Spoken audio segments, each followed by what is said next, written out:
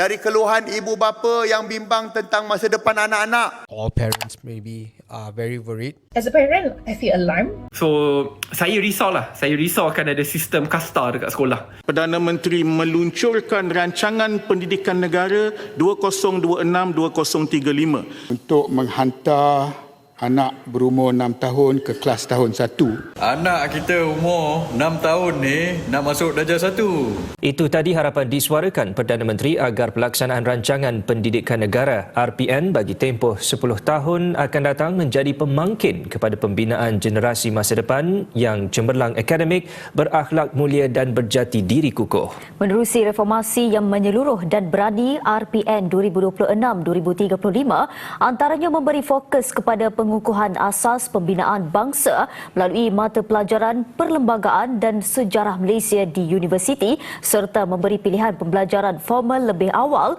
untuk kanak-kanak selain bahasa Melayu terus dimartabatkan. On Tuesday, during the launch of the National Education Plan RPN 2026 to 2035, the Prime Minister announced that parents will be able to voluntarily register their children for Year 1 from the age of 6 starting next year. Psychoanalysis, psychometric diagnostik ni kepada anak-anak yang berumur 5 ke 6 tahun ni.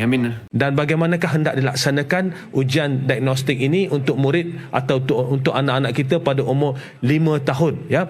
Dan kita tidak mahu wujud keadaan apabila ibu bapa nanti berbincang, anak dah 6 tahun dah masuk darjah 1. Kamu nak suruh budak umur 5 tahun ini ambil periksa.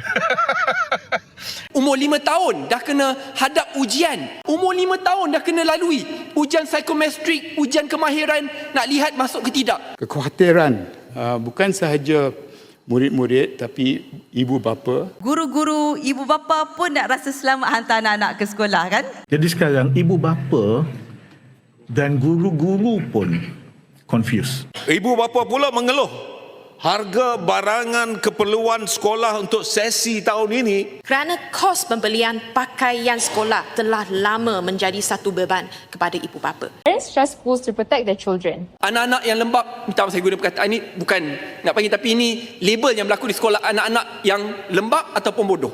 Labelnya pelajar yang lembab. Budak lembab ataupun bodoh, minta maaf. Senang untuk mereka dilabel, dibuli di sekolah. Jurang kualiti pendidikan bandar dan luar bandar yang begitu jauh. Jurang ini lebih ketara di kawasan luar bandar termasuk di sekolah-sekolah harian biasa yang kekurangan kemudahan dan pendedah industri. Khususnya murid kurang upaya dan daripada keluarga miskin. Bagi menyelesaikan masalah jurang antara miskin kaya, bandar dan luar bandar. Pertama, majoriti sekolah di luar bandar jelas terpinggir nisbah. Timbul masalah yang banyak, sekolah beroperasi dalam keadaan sesak sehingga ada sekolah sekarang 14 kelas untuk tahun 1 sahaja.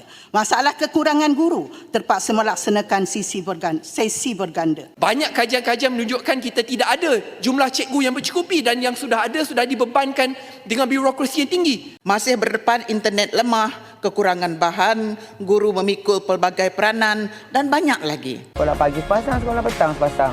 Tapi kipas kasut tak muat. Banyak kajian-kajian menunjukkan kita tidak ada jumlah cikgu yang bercukupi dan yang sudah ada sudah dibebankan dengan birokrasi yang tinggi. Anak-anak kita, masa depan kita. Untuk menjamin masa depan anak-anak. Ini tentang masa depan anak. Masa depan anak-anak.